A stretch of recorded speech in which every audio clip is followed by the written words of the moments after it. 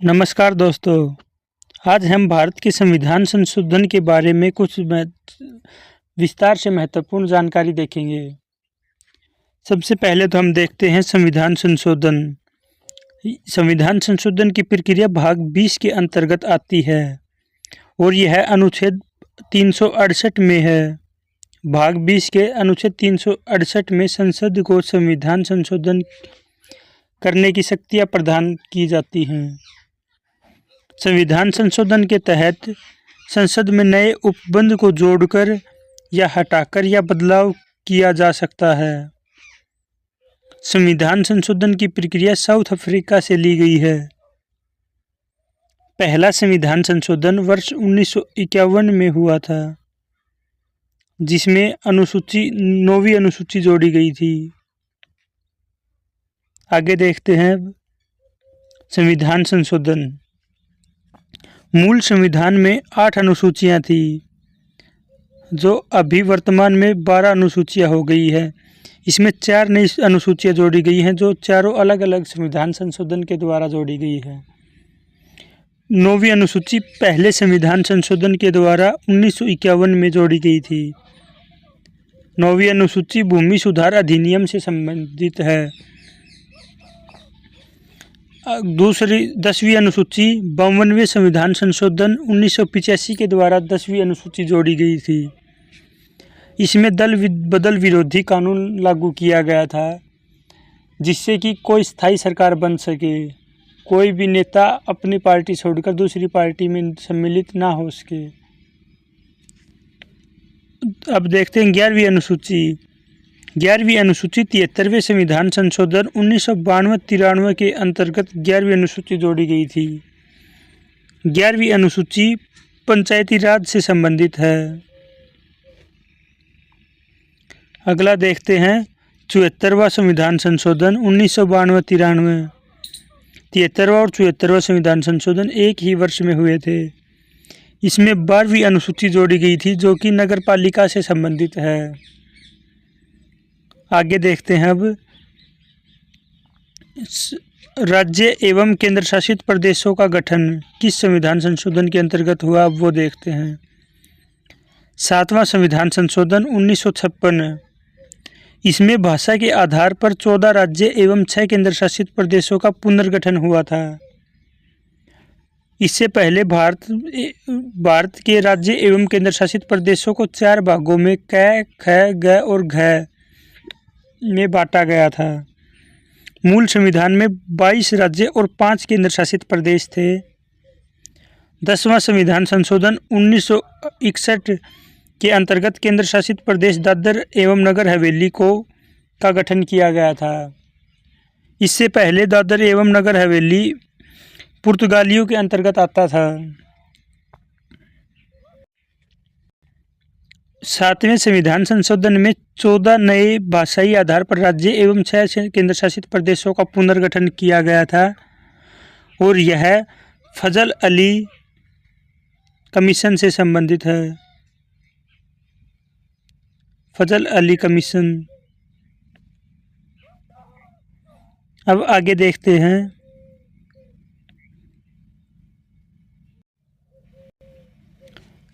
इसी 7वें संविधान संशोधन के अंतर्गत 14 नए राज्यों एवं 6 केंद्र शासित प्रदेशों का गठन हुआ था, जिसमें 1 नवंबर 1956 को ही राजस्थान की भी स्थापना हुई थी। 12वां संविधान संशोधन 1962।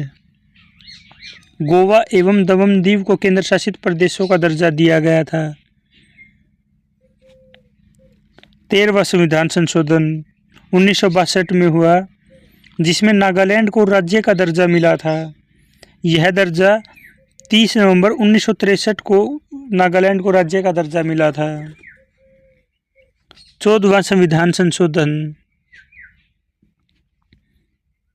केंद्र शासित प्रदेश पुदुचेरी का गठन किया गया। भाषा के आधार पर पंजाब का पुनर्गठन पंजाब, हरियाणा, हिमाचल प्रदेश, चंडीगढ़, इन चारों का पुनर्गठन किया गया था। 22वां संविधान संशोधन। मेघालय राज्य को दर्जा मिला और भारत का 21वां राज्य बना था। मेघालय भारत का 21वां राज्य बना था और मेघालय की स्थापना 21 जनवरी 1972 को हुई थी। आगे देखते हैं 27वां संविधान संशोधन। इसमें नए केंद्र शासित प्रदेश अरुणाचल प्रदेश एवं मिजोरम का गठन किया गया था। अगला 36वां संविधान संशोधन 1975 में हुआ, जिसमें सिक्किम को राज्य का दर्जा दिया गया।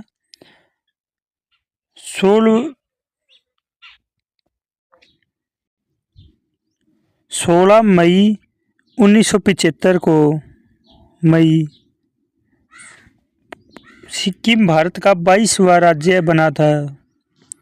53वां संविधान संशोधन 1986 मिजोरम का राज्य का दर्जा दिया गया था, जो कि 20 फरवरी 1987 को भारत का 23वां राज्य बना था। 55वां संविधान संशोधन 1983 अरुणाचल प्रदेश को भारत का दर्जा मिला, जो 20 फरवरी 1987 को भारत का 24वां राज्य बना। अगला प्रश्न है 86वां संविधान संशोधन। 86वें संविधान संशोधन 1987 में हुआ, जिसमें गोवा को राज्य का दर्जा दिया गया। 30 मई 1987 को भारत का 24वां राज्य बना था गोवा। इससे पहले गोवा एक केंद्र शासित प्रदेश की श्रेणी में आता था। 55वां संविधान संशोधन 1987 में ही हुआ था। अब हम देखते हैं एक महत्वपूर्ण संविधान संशोधन 21वां संविधान संशोधन।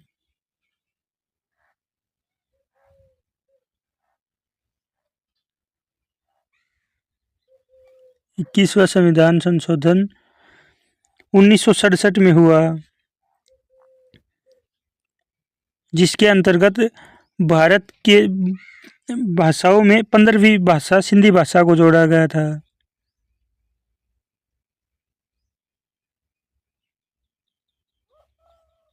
सिंधी भाषा को भारत के संविधान में 15वीं भाषा के रूप में जोड़ा गया था।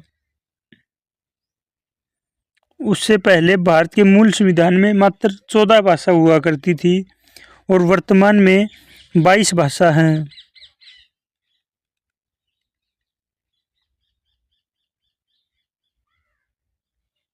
मूल संविधान में 14 भाषा थी और वर्तमान में अब ये 8 बढ़कर 22 बन गई है। आगे देखते हैं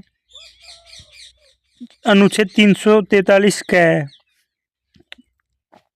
मूल संविधान में 14 भाषा थी, जो वर्तमान में 22 भाषा हो गई हैं। इसमें 8 नई भाषा जोड़ी गई हैं, जो सभी अलग अलग संविधान संशोधन के अंतर्गत जोड़ी गई हैं।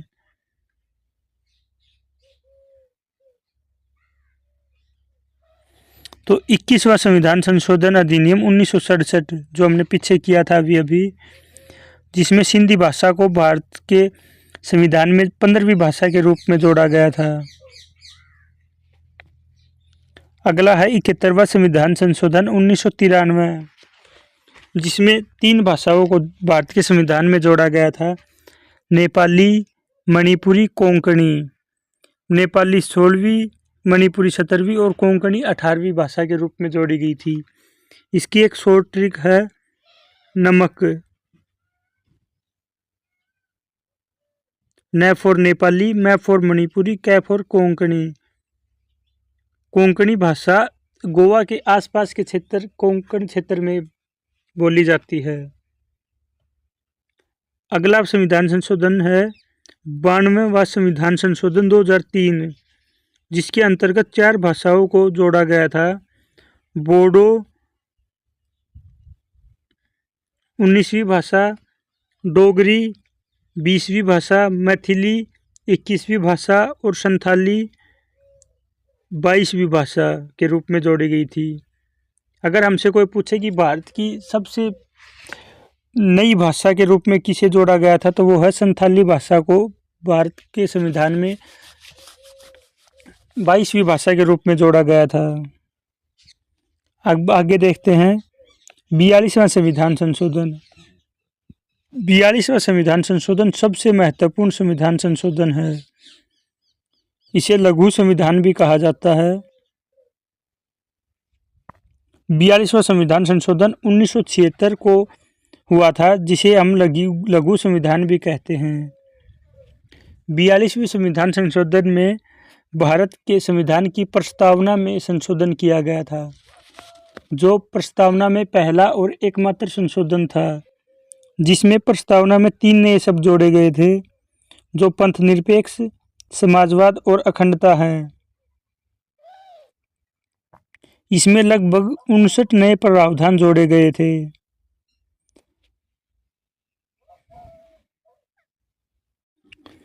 इसके अंतर्गत और भी कई चीज शामिल की गई थी, जिसमें मौलिक कर्तव्य शामिल किए गए थे, जो अनुच्छेद 51 क के अंतर्गत आते हैं, जो स्वर्ण सिंह समिति की सिफारिश पर जोड़े गए थे। इससे पहले भारत के मूल संविधान में कोई भी मौलिक कर्तव्य नहीं था।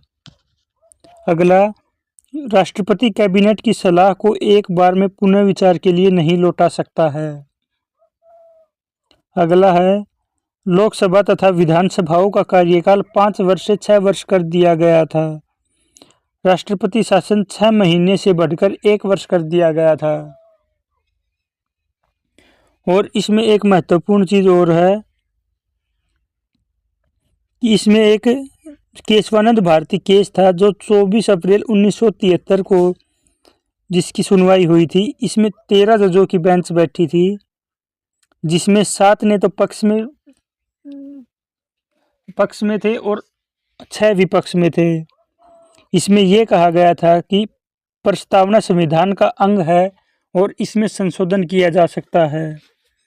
इसी केस के बाद में, केशवानंद भारती केस के बाद में ही 1976 में 42वां संविधान संशोधन किया गया था प्रस्तावना में।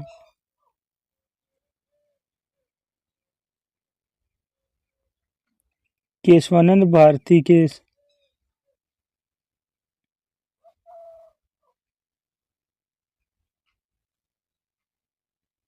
आगे देखते हैं 44वां संविधान संशोधन। इसके अंतर्गत संपत्ति के अधिकार को मौलिक अधिकार, अनुच्छेद 31 में था। पहले संपत्ति का अधिकार भी मौलिक अधिकारों में आता था। मौलिक अधिकार अनुच्छेद 12 से 35 के अंतर्गत आते हैं, जिसमें संपत्ति का अधिकार अनुच्छेद 31 में था।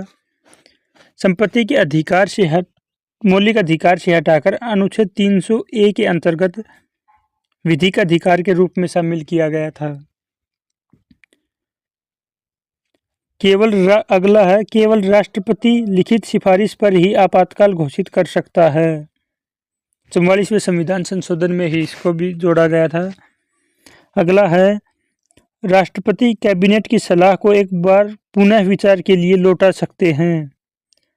42वें संविधान संशोधन में यह किया गया था कि राष्ट्रपति कैबिनेट की सलाह को एक बार में पुनः विचार के लिए नहीं लौटा सकते, लेकिन 44वें संविधान संशोधन में ही इसे फिर से बदल दिया गया कि राष्ट्रपति कैबिनेट की सलाह को एक बार पुनः विचार के लिए लौटा सकते हैं। और लोकसभा तथा विधानसभाओं का कार्यकाल पुनः 5 वर्ष कर दिया गया था, जिसे 42वें संविधान संशोधन में 6 वर्ष किया गया था। राष्ट्रपति शासन वापस घटाकर 6 महीने का कर दिया गया, जिसे 42वें संविधान संशोधन में 1 साल का किया गया था। आगे देखते हैं 61वां संविधान संशोधन। यह भी एक बहुत महत्वपूर्ण संविधान संशोधन है।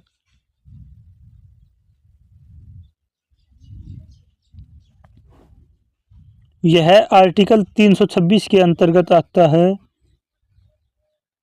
और इसमें 61वां संविधान संशोधन 1989 में हुआ था, जिसमें लोक सेवा एवं विधान चुनाव में मतदान की उम्र 21 वर्ष से घटाकर 18 वर्ष कर दिया गया था।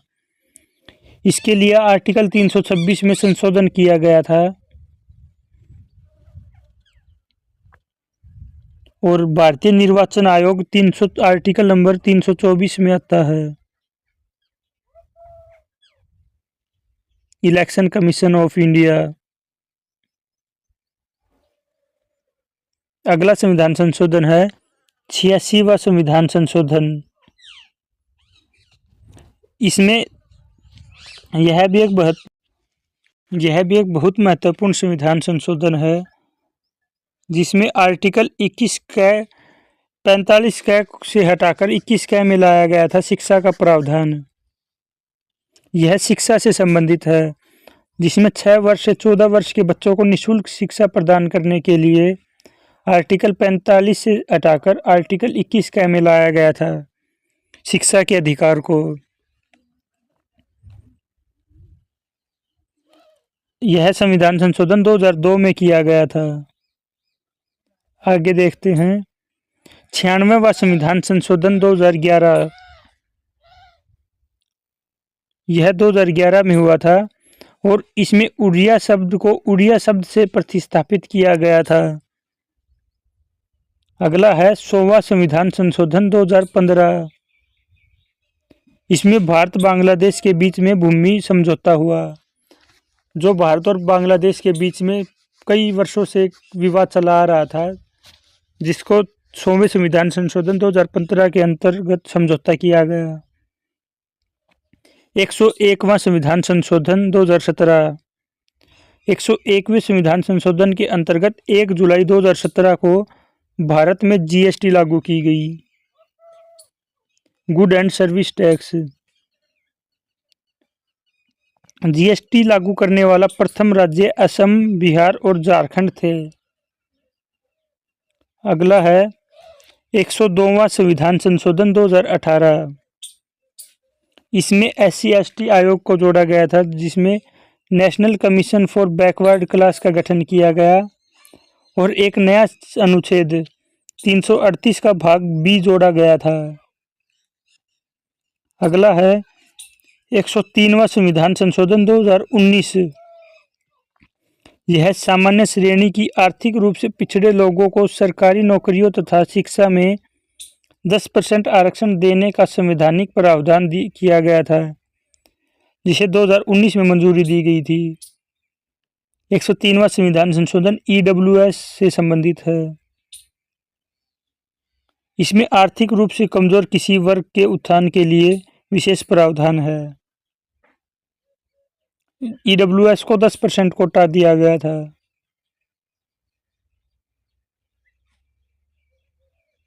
अगला है 104वां संविधान संशोधन अधिनियम 2020। यह अनुसूचित जाति SC और अनुसूचित जनजाति ST से संबंधित है। SC/ST के लिए लोकसभा और विधानसभा में आरक्षण की अवधि 10 साल बढ़ाकर 2030 तक कर दी गई थी और इसमें एंग्लो इंडियन समुदाय के लिए लोकसभा और विधानसभा में आरक्षण समाप्त कर दिया गया था। एंग्लो इंडियन वो लोग होते हैं जिनका माता या पिता में से कोई एक विदेशी होता है। यह संशोधन 21 जनवरी 2020 को हुआ था। अगला है 105वां संविधान संशोधन 2021। इसके अंतर्गत राज्यों को सामाजिक और शैक्षिक रूप से पिछड़े वर्ग SEBC की पहचान करने और सूची बनाने का अधिकार वापस दिया गया था। इसमें अनुच्छेद 342A में संशोधन किया गया, जो 18 अगस्त 2021 को लागू हुआ था। आगे हम कुछ अन्य महत्वपूर्ण संविधान संशोधन देखते हैं, जिसमें हम पहला देखते हैं 91वां संविधान संशोधन।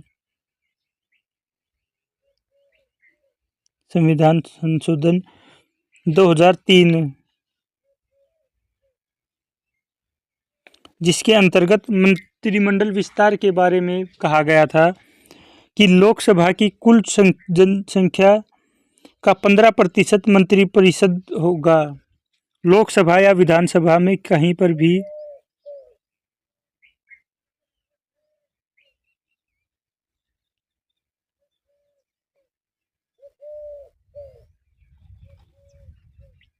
लोकसभा या विधानसभा में मंत्रिमंडल 15% से अधिक नहीं हो सकता।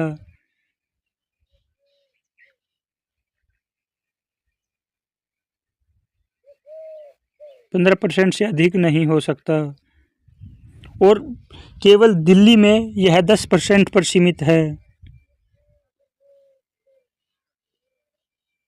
दिल्ली में यह 10% पर सीमित है। आगे देखते हैं दूसरा महत्वपूर्ण